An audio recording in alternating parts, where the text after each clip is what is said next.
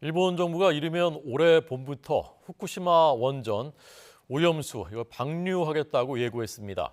원전 오염수를 바다로 방류한다는 것입니다. 이것이 안전한 것인지 견해들이 엇갈리고 있고 학계 전문가에서도 논쟁이 분분합니다. 저희가 오늘은 석윤열 서울대 원자핵공학과 명예교수의 견해를 들어보기 위해서 초대했습니다.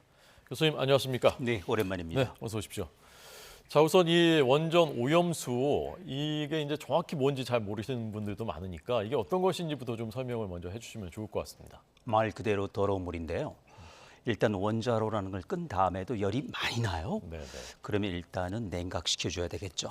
일단 여기는 아마도 바닷물 쓸 겁니다. 들어갑니다. 그런데 문제는 거기서부터 생깁니다. 왜냐하면 원자로가 녹아 떨어졌잖아요. 구멍이 나 있기 때문에 물을 부으면은 바로 바닥에 떨어지는데 그나마 또 콘크리트 금이가 있어요. 근데 애석하게도 거기에 또 지하수가 관통하고 있습니다. 네, 네. 그러니까 그 냉각수, 지하수, 게다가 비가 오면 빗물, 눈이 오면 눈물 전부 다 모여가지고 바다로 가는데 그걸 일부 막았는데 역부족이죠. 예. 그걸 모은 게 현재 135만 톤인데 제 계산에 따르면은 약 400만 톤이 되는 게 맞습니다. 나머지는 지금 어디론가 사라져 버린 것이죠. 네, 네. 알게 모르게 어디로 증발됐거나 바다로 흘러갔거나 둘 중 하나겠죠. 네. 2011년 동일본 대지진 그때 이제 파손된 거니까 12년 됐군요. 정확히. 그렇죠. 12년 가까이 됐고 140만 톤이 지금 모여 있다. 그렇죠. 네, 그렇지만 이제 아마 더 있는데 어딘가 흘러갔을 것이다. 벌써 흘러갔겠죠. 네. 그래서 이런 방사성 세슘이 어디서 뭐 농어에서 잡히고 뭐 버섯에서 이런 것들이 전부 다 그런 징후 아니겠습니까? 네. 그 140만 톤은 지금 어떻게 보관되어 있는 겁니까? 첫 번째 보시면은 그 저장 탱크라고 용기 있지 않습니까? 네, 그게 네. 1,000톤씩 들어가요. 그게 약 1,000개가 넘게 있으니까 전부 해가지고 이제 130만 톤 이렇게 되는데 문제는 예. 그 정도 되려면은 좋은 탄소 강이 아닌 스테인리스 스틸 정도 써야 되겠죠. 우리 수돗물 녹물 나오잖아요. 잘못하면은. 네, 네. 그런데 동경전력, 도쿄전력이죠. 거기서 돈 때문에 아마도 싼 물질을 쓴 것 같아요. 재료를 그러다 보니까 이제 부식이 되는 거죠. 그러니까 지금 그 상태가 겉은 번지를 하지만 조금 안쪽으로 들어가면 녹이 슬고 새기도 하고 그렇죠. 그래서 이제 굉장히 심각한 상황이 된 거고 정말 어딘가 버려야 되는 극한 상황까지 몰려온 거죠. 네. 그러니까 이게 지하수가 계속 들어가고 빗물도 들어가고 하니까 점점 앞으로도 늘어나는 거죠, 양이. 그건 당연하죠. 그러니까 하루에 이제 지금 줄어가지고 130톤인데요. 일주일이면은 1,000톤이 되거든요. 네, 네. 그러니까 탱크 하나가 채워지는 거죠. 예. 그런데 이제 그러니까 이론상으로는 일주일 동안에 좀 좋은 탱크를 만들어 가지고 뭐 그거 안 되겠습니까? 그 정도 해서 느리면 되는데 핑계가 있죠. 땅이 없다. 뭐 돈이 든다. 그런데 이거는 땅이나 돈 문제가 아니고 국민 건강, 어민 보호 그리고 또 환경 보호 차원 아니겠습니까? 그러니까 그런 점에서 도쿄전력이 대단히 인색한 것이죠. 네. 근데 지금 이제 그 묻혀 있는 보관되어 있는 상태 자체도 불안정하니까 어딘가 버리긴 버려야 된다라고 말씀하셨는데 그렇죠. 지금 일본 정부는 바다로 방류를 하겠다는 것이고요. 네. 바다 방류는 안 된다는 입장이십니까? 왜냐면요. 네. 더 좋은 방법이 있는데 왜 버리느냐 이거죠. 어떤 자, 방법이죠? 좋습니다. 첫 번째 물론 일본 정부도 고생하지 않은 건 아닙니다. 그렇지만 뭐 수소로 증발하겠다, 뭐 지하에 매립하겠다, 그거는 기본적으로 조 단위예요. 뭐 2조 5천억, 뭐 1조 원. 그런데 이게 제일 싸답니다. 340억 원, 우리 돈으로 말이죠. 그런데 참 재미있는 거는요. 이걸 홍보하기 위해서 20배가 넘는 7,800억 원을 씁니다. 그중에 상당 부분이 어민 소득 보전이고요. 네, 네. 자, 배보다 배꼽이 더 큰 거죠. 그러지 말고 바로 이 자리 YTN에서 12년 전에 여기는 콘크리트로 막아야 된다. 그게 안 된다면 네. 그러면 인공호수로서 만들어서 부어야 된다 했는데 그때부터 지금도 말을 안, 지금 제가 드린 말씀은 방법이 있다는 겁니다. 네, 네. 우리 석촌호수 되는 정도만 지으면은 앞으로 50년 버틸 수가 있거든요. 네. 근데 왜 그걸 하지 않는 거예요? 그러니까 대안이 있음에도 불구하고 네. 하지 않는다는 문제가 있는 거죠. 그리고 왜 태평양은 일본만의 해양인가요? 아니죠. 이건 세계 겁니다. 그렇죠. 그래서 이거는 제가 볼 때는 이런 대량 투기는 말이죠.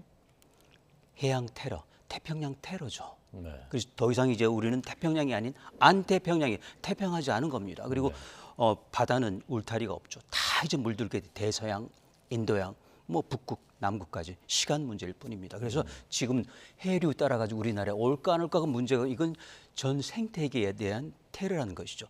그렇게 그 우리가 관점을 돌려 자꾸 우리 해류 생각한다면은 뭐 그럴 수도 있죠. 5년 만에 오는데 다 희석되겠죠. 네, 그렇죠. 네, 근데 그 동안에 어떻게 할 것이냐 이거죠. 네, 예. 그 도서국가. 네. 그래서 거기까지 우리가 생각을 미치지 않으면은 마치 학계에서 이익견이 있는 것처럼. 근데 엄밀히 말하면은 저 빼고는 다 일본에 동감합니다. 네. 미국에 동감하고 그렇지만 저는 국민 입장에서 다시 생각하는 거죠. 네.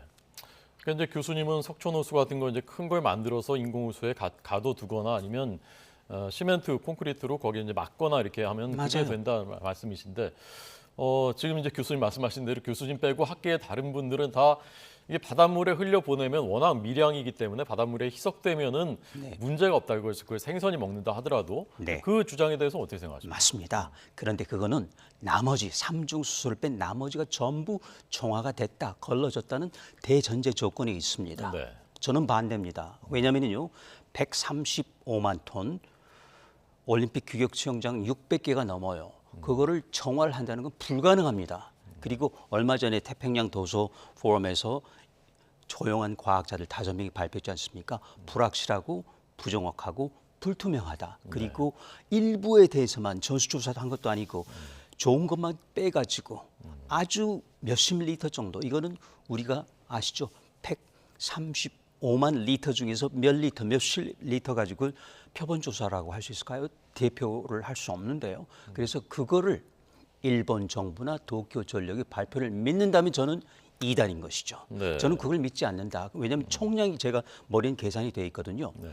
간단해요. 여기서 나올 거는 체르노빌보다 3배 내지 5배야 되는데 100분의 1, 1000분의 1로 보고 있는 겁니다. 안 된다는 거죠. 총량 자체가 정해져 있는데요. 어떻게 그게 바뀝니까? 저는 그래서부터 사실은 이견처럼 보이는데 한번 들어보시죠. 뭐. 그러니까 제가 일본 드린 말씀을. 정부가 발표하는 데이터 자체를 믿지 못하겠다는 말씀이시죠? 그렇습니다. 일본이 만들어서 믿지 않는다는 게 아니고요. 도쿄 전력이 만들어서 믿지 않. 그게 아니고 총량이 잘못됐다는 겁니다. 총량이라는 게 어떤 그 간단합니다. 검사한 총량 말씀. 그렇습니다. 전체 방사선 원항이라고 하는데요. 네. 처음에 이 쥐니가 병에 들어있지 않습니까? 그 병에 들어있는 총량을 계산할 수 있어요. 왜냐하면 후쿠시마 1, 2, 3호기 3기가 터졌거든요. 네, 그러면 네. 우리가 체르노빌과 비교할 때 체르노빌 1기가 터진 거예요. 네. 자, 그래도 기본적으로 체르노빌보다 3배는 돼야 되지 않습니까? 지금 잡은 건 체르노빌에 아까 그 22조 나중에 나오겠습니다. 네, 네. 10년 하되 220조 그거는 체르노빌의 10,000분의 1을 잡은 겁니다. 예. 저는 그게 잘못됐다는 거예요. 이것은 근데 그 도쿄 전력 데이터는 정화를 거친 다음에 정화시설 거친 다음에 데이터기 때문에 체르노빌하고 다를 수밖에 없는 것 아닌가요? 아닙니다. 아닙니까? 정화를 거치기 직전에 네. 얼마가 있었느냐? 그럼 거기서부터 효율 계산해 가지고 얼마가 정화됐겠다를 할 수 있는데 그게 다른 걸요. 네. 처음부터 예. 그걸 10,000분의 1로 축소해 가지고 하면은 정화하지 않아도 벌써 10,000분의 1인데요. 그렇죠? 네, 그래서 저는 거기에 문제가 있다고 자꾸 제의를 하는데 그걸 원자력계에서 받아들이지 않는 것 같아요. 그래서 네. 제가 마치 국민의 감동을 선동한다. 네. 저는 그렇지 않습니다. 저는 예. 과학자입니다. 네. 과학을 보는 거예요. 네, 저도 숫자가 맞지 않다. 교수님 진정성을 믿고요. 교수님하고는 저희가 뭐 이 문제, 방사성 네. 물질 문제, 뭐 오래 전부터 다른 이슈들도 계속 이제 토론하지 않았습니까? 그렇죠. 근데 이제 제가 궁금한 것은 그렇다면 이제 학계 이제 다른 교수님 제자들도 다 거기 있고 우리 맞습니다. 학계 유수의 그 학자들께서는 왜 그런 교수님의 근거와는 다르게 이건 안전하다고 보시는 것일까요? 그 다음부터 문제가 나오는데요. 네. 자, 일단 저는 총량 원항이 잘못됐다는 거, 그러니까 10,000분의 1 정도로 축소됐다는 거 잘못됐죠. 네. 그다음에 나와 가지고 이제 희석한다, 또는 여과한다, 또는 붕괴시킨다. 그러니까 반감기가 어쩌고 좀 붕괴시키는 거예요. 그다음 네, 네. 희석한다. 근데 희석하는 건 20세기 전 근대적인 방식이에요. 지금 어느 나라가 희석을 시킵니까? 그렇죠. 바닷물을 그리고 버리면 안 된다. 안 된다. 네, 네. 그리고 또 한 가지. 정말 중요한 게 있네요. 30년 전에 일본 수상, 그때도 아마 아베였더라고요. 보니까 보리스 옐진을 불렀습니다. 그 이유는 뭐냐면은 러시아가 1,300톤 정도 되는 핵 잠수함에서 나오는 방사선 폐기 그냥 물이고 고체였습니다. 그걸 1,300톤 동해 버리는데 그걸 불러가지고 대사를 초치한 게 대통령을 불러가지고 법을 바꿔가면서 못 버리게 만들었습니다. 왜냐하면 일본 국민 식탁 안전을 위해서 30년 전에 예. 1,300톤, 지금 말씀드리는 건 그거의 1,000배입니다. 근데 왜 우리나라는 정부가 그렇게 나서지 못합니까? 30년 전에 일본보다도 못한 거예요. 동해버린데도 그랬거든요. 근데 우리는 사실 국회의 동의를 반대하고 그때도 우리는 어물쩍 넘겨버렸어요. 근데 30년이 지난 지금에 우리가 또 이렇게 지금 문제는 정부가 전혀 행동을 하잖아요. 그게 문제입니다. 누가요? 그리고 정부. 지금 우리 정부가 그렇죠. 네. 뭐 해양부, 외교부, 뭐 원안이 이런 데가 되겠죠. 그리고 최종 대통령이 강단지게 막아야 되거든요. 그런데 이거는 한일 간의 문제가 아니고요. 생태에 대한 테러, 지금 기후 변화, 기후 협약 뭐 있지 않습니까? 이것도 마찬가지입니다. 지금 그렇지 않아도 태평양이 앓고 있는데 여기 이게 들어간다고 봅시다.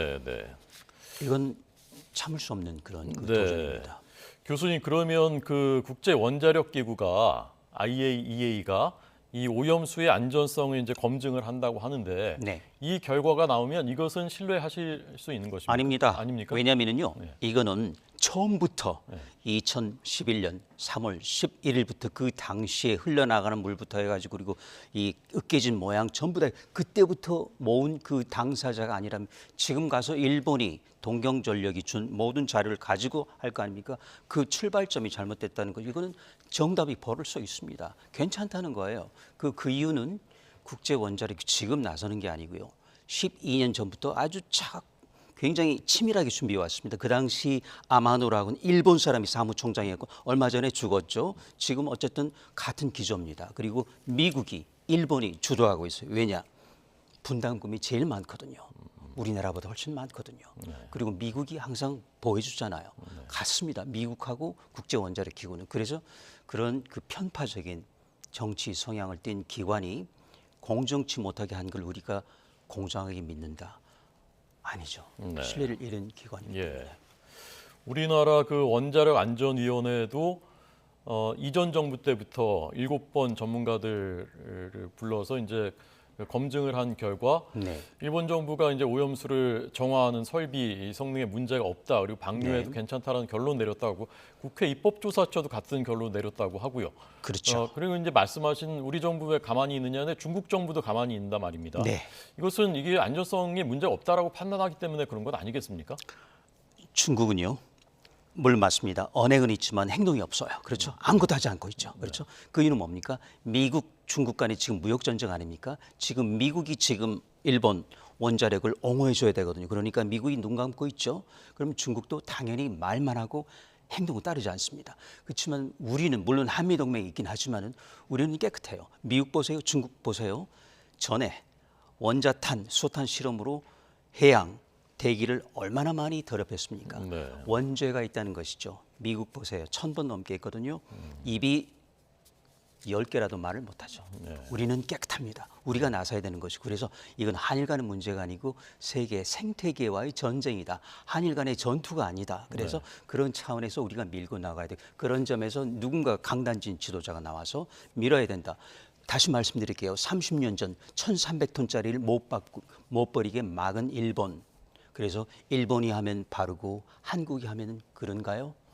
일시 한비, 그렇죠? 아시타비처럼. 아닙니다. 이거 참 잘못됐어요. 그래서 막아야 된다는 겁니다. 교수님이 생각하시는 그럼 현실적인 지금 우리가 막을 수 있는 방법, 그리고 이제 그 대안, 아까 이제 그 뭐 인공호수기 말씀하셨습니다만 끝으로 이렇게 하자라는 제언이 있으면 마지막으로 듣겠습니다. 지금요, 일단 많이 늦었지만 지금이라도 태평양 도서국가하고 합병을 해서, 이거는 태평양에 대한 테러거든요. 같이 국제해양법 재판소로 가요. 이건 한일 문제가 아니에요. 국제재판소.